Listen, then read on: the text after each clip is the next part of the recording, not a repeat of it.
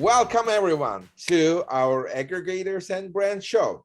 Myself, co-founder and CEO of EVA, and Omar, our co-host of, who is the co-founder or founder of Margin Business. And we are welcoming our guest, a great friend and a great businessman, as you can see from his tweet and everything. He is Mike. Mike, thank you very much, from Avask, and it's a fascinating company. We love Avask and working with Avask. Maybe you tell us a bit more about you and your company, and we'll start from there. Thank you very much, and it's an absolute pleasure to be here. Hi, and Omar, thank you so much for having me. So, thank you for joining. Oh, no problems. So my name is Mike. I'm the head of partnerships here at Avask. And what that basically means is I try to find value in working with other companies and trying to find better opportunities for e-commerce sellers across the ecosystem. So regardless of where you are, that is where I come in. And I'm also representing Avask. We are a global e-commerce accounting company, and we focus on diversification strategies, helping businesses to grow and expand.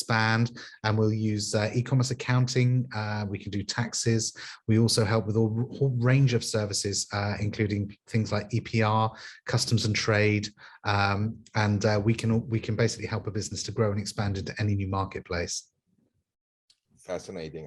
That sounds already very, very, very complex. I know Avask, and I know what you guys are doing, and this was a very good summary for everyone who maybe not knowing your services yet. And I think this is very clear and straightforward from Avask. So one of the people I was speaking to the other day turned around and said to me, "Mike, do you get paid on acronym commission? Because every single other word that comes out of a tax office is an acronym for something or something else." Nice, right? So, and you guys are like expanding, in the last couple of weeks, couple of months, I see like you're opening offices all around Europe. Like, where are you now in Europe? Like, in which locations? So I'm currently based in our head office, our global headquarters in Southampton. So Southampton, we've got about 200 members of the team here, and it's we're based in the city centre. We've also got our registered head office in London, with a smaller office there. But very recently, in fact, towards the middle of the pandemic, we completed a merger and acquisition of an accounting firm in New York. So we've now got a CPA registered accountants in New York, and we offer a whole range of incorporation services and also tax services and advisory services for anybody that is US based, or anybody looking to expand to the US. We can assist those companies now as well, so that's really good. We've also got 2 offices in China. So we've got one in Hangzhou and the other one in Shanghai. So 2 very nice places to be able to assist the Chinese sellers who are looking to expand into the Western world and expand towards Europe and the United States. And very recently, we've just finished in setting up and incorporating 4 new offices, one in Paris in France, one in Madrid, Spain, one in Frankfurt, Germany, and obviously also Milan in Italy. So we've got 4 wonderful new European offices where we are moving our services closer to the sellers. And the Avask team, we speak over 23 of the world's most popular languages, including the main European ones and Chinese, the Chinese dialects. And the beautiful thing about that is not only can we speak to the clients in a language they understand, we can also speak to the tax offices in a language they understand. Very important. I think we spoke about this just in the last podcast. It's about the localization, So right. we're really over this is really overlapping everything what is around. This is amazing, because I love it, because you are in the business of localization as well, because all of your warehouses now, which spread all over the place, your software, which is used by several big companies, around the world. So we talk about localization, and we just got, it's really amazing because we just got out of the other podcast and go into another localization issue. So for not issue, sorry. Sorry, I forgot the word, but anyway, you know what I mean? And it's just amazing how everything goes one into the other. and now we're sitting here, you know, everyone in this different location in the world, and we can serve markets as we are locals. And this is what we really need to do for our customers, all of us. Absolutely. Moving the services close to the sellers. That is it. In essence, that's exactly what Amazon did when they started all of the FBA programs. They're moving goods closer to the customers. We need to be local, and we need to be able to speak the local languages. We need to be able to communicate with people and generally advise and support them where it's needed. That's a great point. So normally we talk about like aggregators and the brand strategies. Like one of the things that things a little bit changed, or the subjects changed, topic changed in the last couple of weeks, is there is a little bit of this slowdown going on. We cannot call it the recession, but due to the high inflation in many of the markets, what we are observing is like the slowdown of the customer demand. And I would like to just share something, and then I'll like to get your opinion, guys. So this is about the customer demand being at the lowest level in a decade. And there is a very nice, I mean, I hope I'm able to still show it to you, index of the customer sentiment. And if you look at it, the last time it was really very low was around 2008. And that's when the crisis hit US. And if US has flu, the world is sick, right?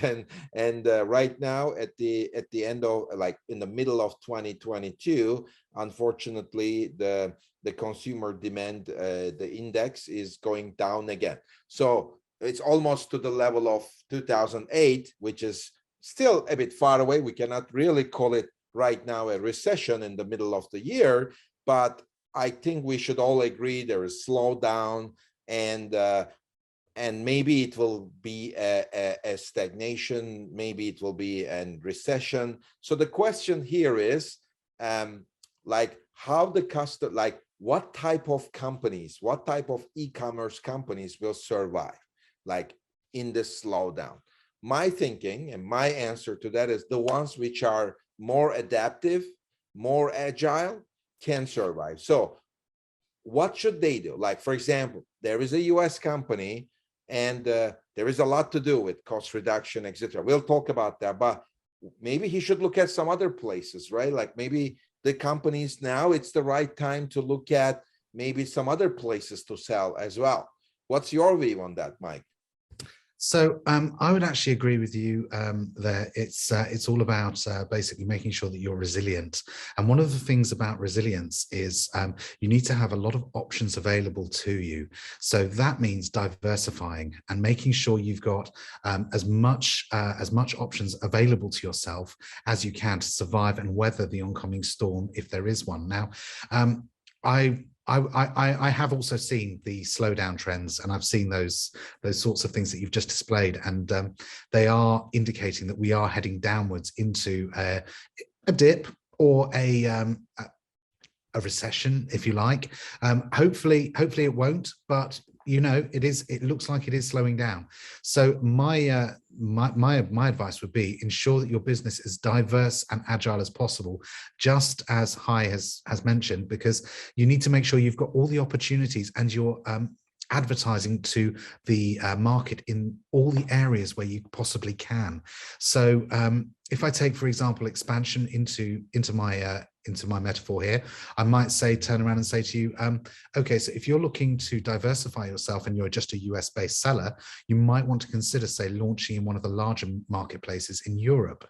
And when you do that, you might also want to consider, do you want to do something like just stick with one platform, or do you want to stick with multiple platforms? Because depending on where you're selling, it depends on whether or not you've got one marketplace, two marketplaces, or three marketplaces, all vying for different sectors of the market. So being diverse is one of the things that I'd recommend. Diverse your advertising strategy, diversify your marketplaces and your locations. Try and build a resilient business in the best way you possibly can.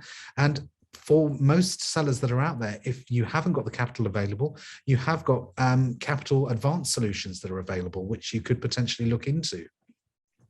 Very good. I think that's very good. Sorry, Hai, that I interrupt you. I just wanted to say, for example, if people now get credits, I mean, businesses get fundings and everything, that means the interest rates get up as well. So if you sell less, or if you make less profits and your interest rates go up, I mean, this will be a big problem for smaller sellers, for example, which are trying to sell more, and the competition, the Chinese obviously have in-house manufacturing and can get a lot less expensive.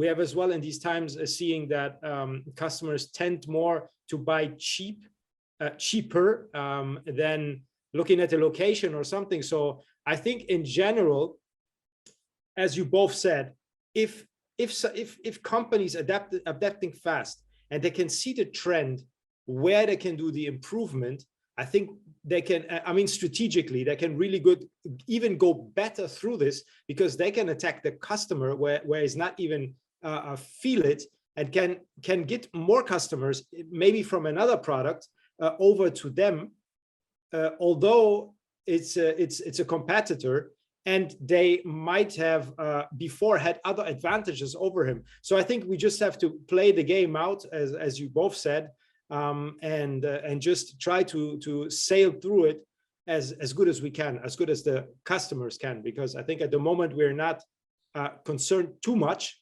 Obviously, if it goes really bad with the exchange rates, because we're all international citizens, we're gonna feel it a little bit for the exchange, like me back in 2008.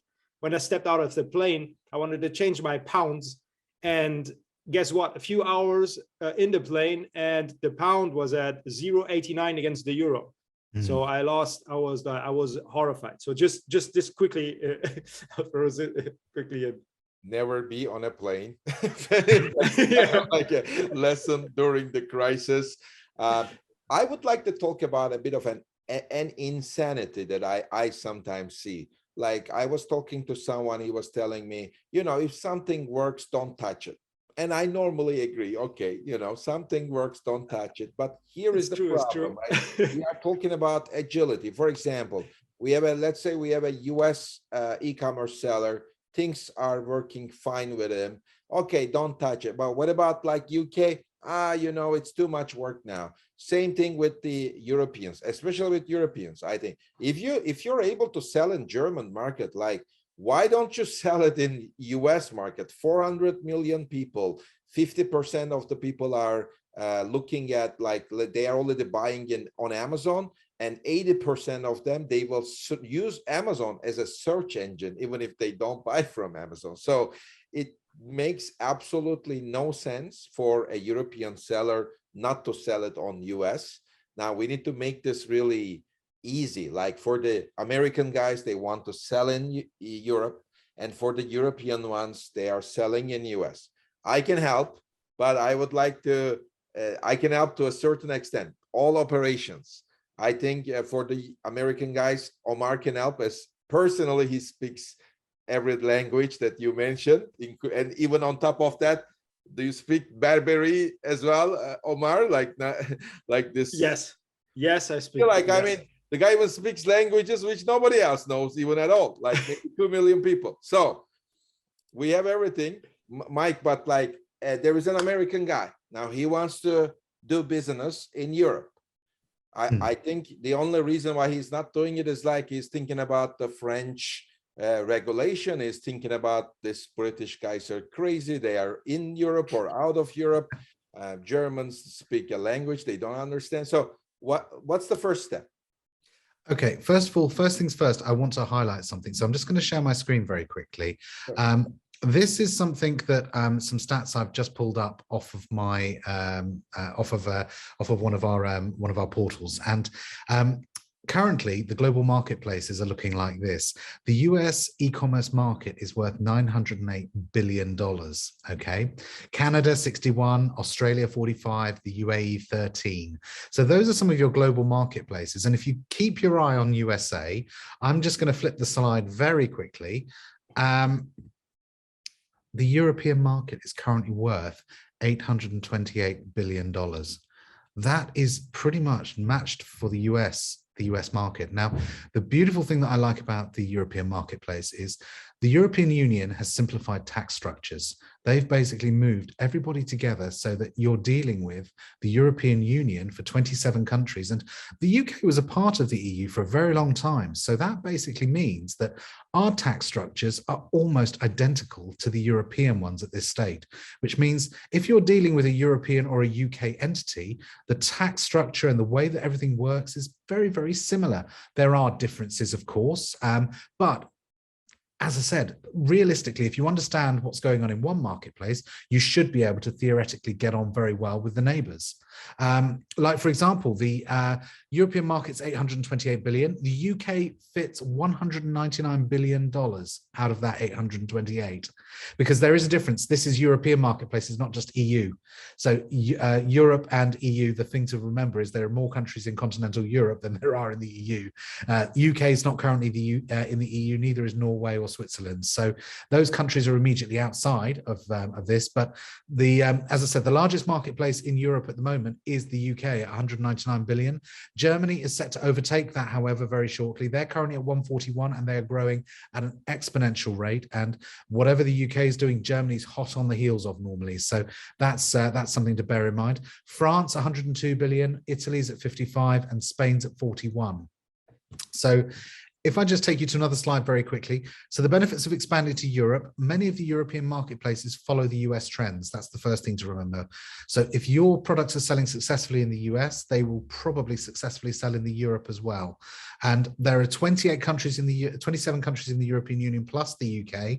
That's one common tax framework for the EU, and the UK taxes are based on the EU taxes as well, because we were a part of them for a very long time.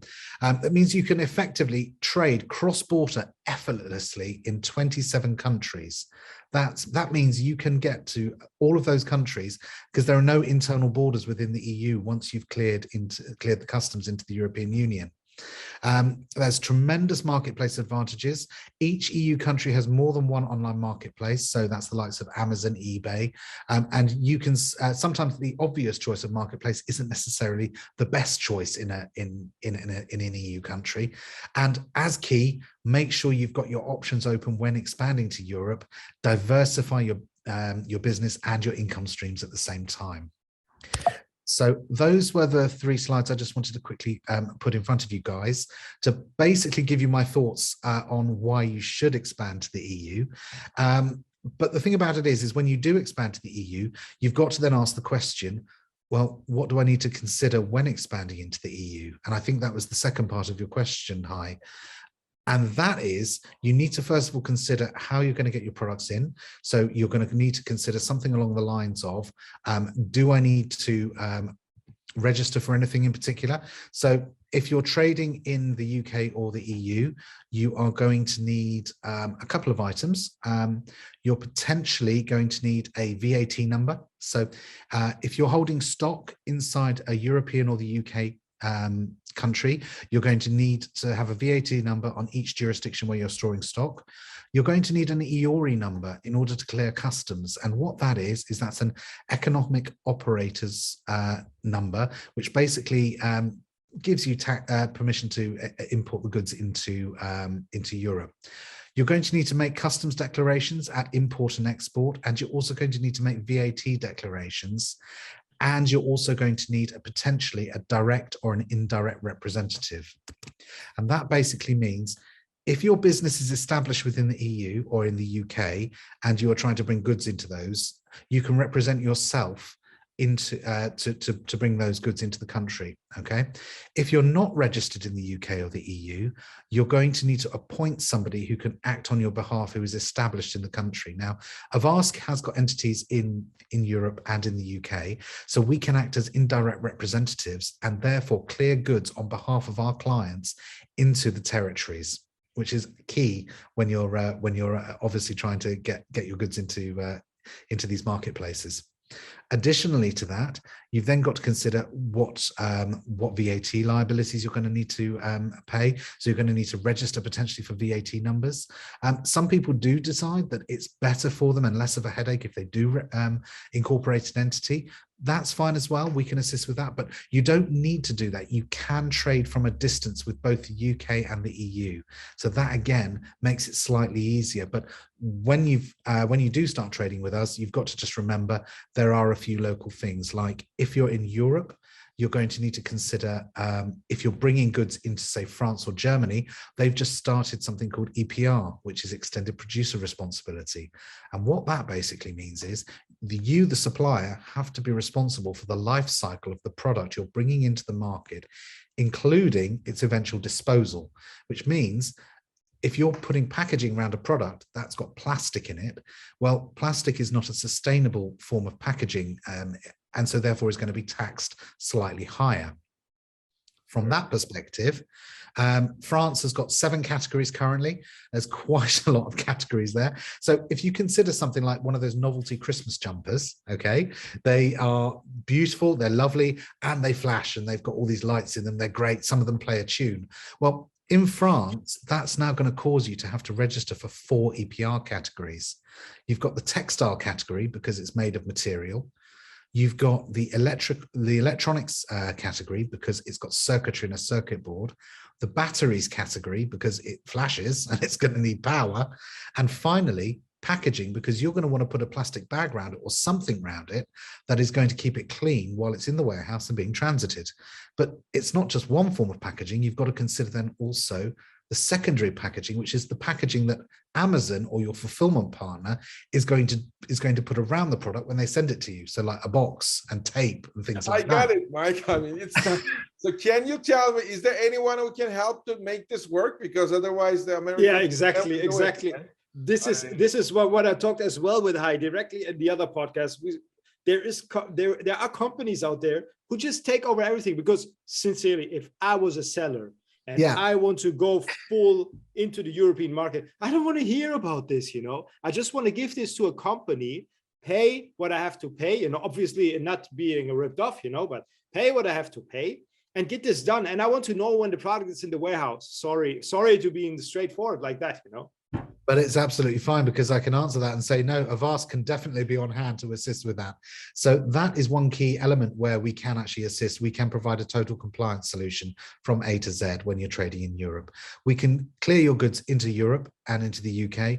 We can take care of any of the VAT requirements and also any of the EPR requirements, and also something else called OSS, which is a whole other ball game, which is going to be another 5 or 10 minute discussion if you wanted to go that way.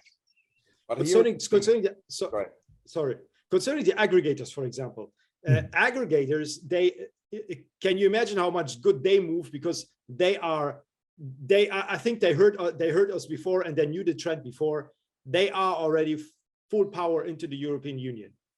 So the big services like these, they are definitely outsourced companies, because they cannot do this on their own, for example, and they have the power in order to do that. We don't talk about the small seller, moms and pop store who want to come over to the European Union and struggling with getting a certificate for a supplement and then get shut down or something. We know about people who really know what they're doing, who have hands on the ground, who are really well equipped in order to attack the European market, who have as well maybe a legal team which can directly, just with a hand snip, make everything run through even smoother.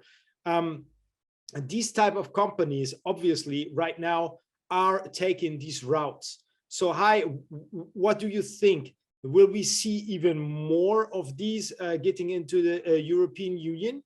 Or do you think, because I didn't see a slowdown to come to the European Union. I've seen a slowdown in the US, but I didn't really see a slowdown here in the European Union right now.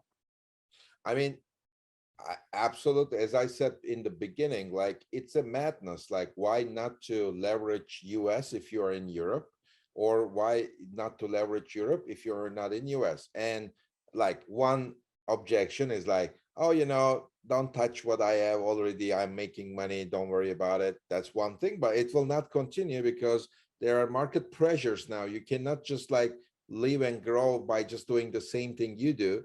And the second, I mean, people will say, the sellers, well, it's too complex. Now, how can I do it? Now, here is the solution. I come up with the solution already. Number one, like, use Avask.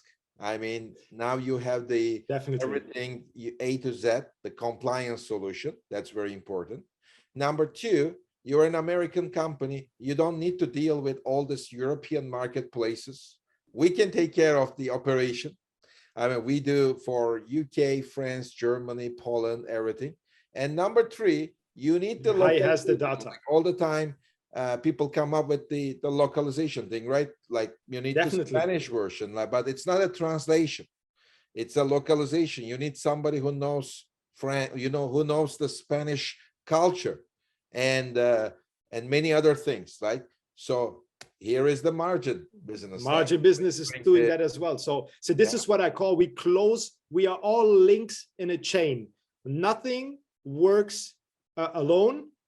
No, nobody can work alone. We all have to be in a chain all together. And if we close the gap, the more partners we have, the better we are. And we can really roll very heavily and have our customers within a so-called ecosystem, and they can really rely, and we can rely on each other. This is a trust. This is as well a trust issue, because if you hear something like Mike just said, and you tell this to one of the heads, for example, of aggregators or bigger company, Amazon sellers, they will just shut down. You know, it's like, oh no, we are scared. You know, but if they know, listen, there is a network out there in Europe who really does good and wants your good. They want you to make more money. They have data, the best data ever, Ava. They have Avask, and they have margin business, for example. And there are many others, because we cannot function all alone. There is plenty other companies within that network, and this is how we can help the US sellers coming into European Union and make this really smooth and easy. I mean, the thing is Avask is currently actually working with Amazon on three or four projects at the moment. And we're currently helping Amazon sellers to register for EPR. And we're currently helping them to get their goods back across the UK and EU border. There's there's the transport promotion and the customs and shipping promotion. And there's also the EPR promotion. And we are working with Amazon to actually overcome these issues. So we're not talking about a small company, we're talking about Amazon. We're talking about helping those sellers to understand their requirements and help them. And one of my favorite sayings, and I love saying this everywhere, is you need to deploy the right expert at the right time. You need to make sure that if you are a specialist and an expert in one area, don't be afraid to get the advice and support of a VAT or accounting expert, or even, you know, a diversification expert, or a language and linguistics expert if you're looking to grow and expand your e-commerce business. That's a great, like, I have two things coming to my mind. One, for my own sake, because there is a missing part of the equation. If I'm a US seller, now I have Avask, I know who to work with the localization. Maybe Eva can manage my German store, but where is the best place you think to ship the goods, like in terms of like a warehouse location? Because this is the port of entry. You mentioned that maybe it's not necessary, but if you want to, you can even establish like an entity, and most likely it makes sense to establish that in the place maybe you accept, you kind of like send the stuff to. Where is the best, which is the best country from your perspective for that like location, the port, warehouse, distribution in Europe and UK? So it really does all depend on where you're selling and what you're selling. And realistically, if you are looking to expand into France, for example, and you're only selling in France, then you'll obviously want to clear your goods into France. The same if you're looking to supply FBA, say, for example, they've got limited numbers on ASINs that you can take across you can put in the warehouse at any one time. So you're going to need to import a large volume of stock and store it somewhere relatively cheaply, so that you can drip feed into Amazon or one of your other fulfillment warehouses. And that case, we would say potentially use something like the Netherlands. The Netherlands has got exceptional rates for shipping and 3PL and warehousing. So The Netherlands, France, they're very good because they've also got a new VAT reverse charge scheme, which you can take advantage of, which means you can defer the import VAT to the point of sale. Same with the UK. You can do the same there as well. So it all depends on what you're shipping, how you're shipping, and where you're selling. If you're looking to do something pan-European, you need to find somewhere which is going to be relatively cost effective, and we can help you to identify that based on a conversation and a consultancy call, because that realistically is the best way for us to advise somebody. Yeah. And would it be like a paid call, or is it like a free call? And It's nice. Our consultancy calls are all free, so we'll do a free consultation with you as soon as you phone through to us. We will analyze what your business needs, and we will make some recommendations. That could be VAT registration, that could be customs and trade, it could be EPR, it could be OSS. And then finally, once you've agreed, and if you're happy to continue, we'll then engage you with the services, and we'll start hand-holding you through the process of registering for those services. And we can then take you through the compliance section.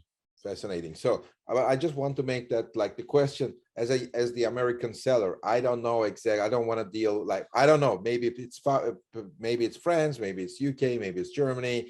So kind of like I got the feeling that Netherlands is a location, is a nice one, like to start. Netherlands is good. So is France. They're both very good countries. Even if we want to sell in UK, like because UK is the biggest in terms of e-commerce. But still, it makes sense to like, kind of export to Netherlands, and then from there, like to transfer to. You can do the indirect representation then, and you can do the custom shipping across the border into the UK as well. Yes, you can also store in the UK.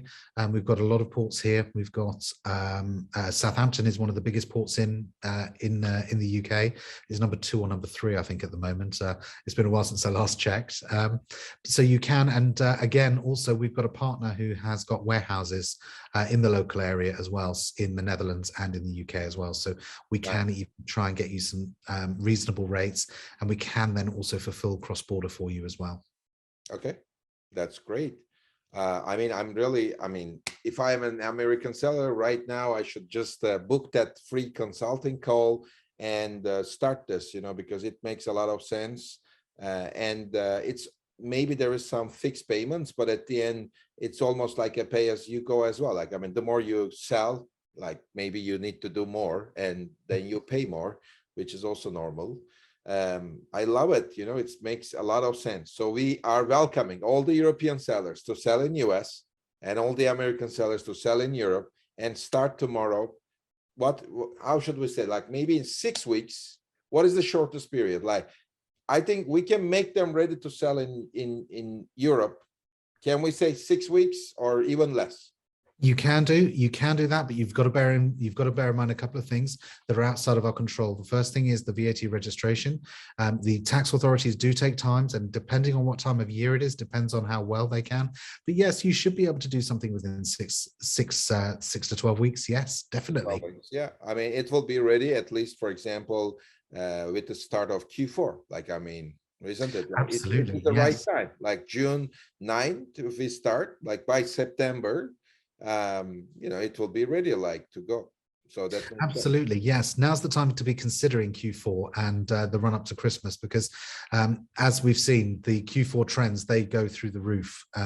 As soon as you get close to December, everything goes through the roof. So you need to be in, and you need to make sure you're registered in time before they start limiting the number of ASINs you can store in warehouses if you're using something like Amazon. Absolutely. Omar, any questions? I think I was very wow. This is a lot of information, and as I already said, if I was was a seller, I want a service who's taking care of everything, because I get overwhelmed with things like that, and there is solutions. You don't have to do it on your own. So I'm very happy that services out there exist, and that they can make definitely a difference. Now, I think it's not the end, that you still need to do some things, but as an entrepreneur, you have so many things to do. You should not, bother too much by calling a local accountant and try to communicate with them if they're not speaking your language correctly, So definitely worth it. Yeah, if you're operating in the e-commerce ecosystem, you really do need to get a specialist e-commerce accountant, because we've got our ears to the ground when it comes to finding out what's going on in the different marketplaces. 9 times out of 10, we know things way before anybody else knows about them, and we can help you to prepare a resilient action plan to combat any new legislation that's coming into effect. Absolutely. No, that makes sense. I mean, these are the things I don't understand at all. I'm gonna and I'm running a few e-commerce businesses on my own, which have some And trouble with the tax. and So you want as well. And you want as well coming. You want as well to come back into the European Union. And yeah, I mean, that's right. I mean, and now that Avask already acquired a company in US, and they have a CPA, which means they have bookkeepers, I assume, so in US. so the other way around as well. Wow. Absolutely, yes. We can assist anyone looking to traverse into the USA. We can help. We've got the ability to register a company and form a business if you don't want to trade at distance. We can also help you with your bookkeeping, your personal and your corporate tax returns, and we can also deal on your behalf with the IRS if necessary. Wow, that's great. So, Mike, I know that it's already a bit late for you, and thank you very much for this, like, very much like comprehensive information about everything. It's a great opportunity, even as the slowdown is coming. We talked about like being adaptive, being agile, and it's the right thing to do. Is like do not just do what you think it works, but do other things and do what you do maybe in a more effective, efficient way. That's the best way to survive and gain market share. And I think it's the right thing to do right now. So thank you for the information. It's an absolute so pleasure. Thank you so much for having me. It's been a pleasure talking to you guys this evening. Thank you. Thank you very much, Mike. So, Thank you. See you later. Take care.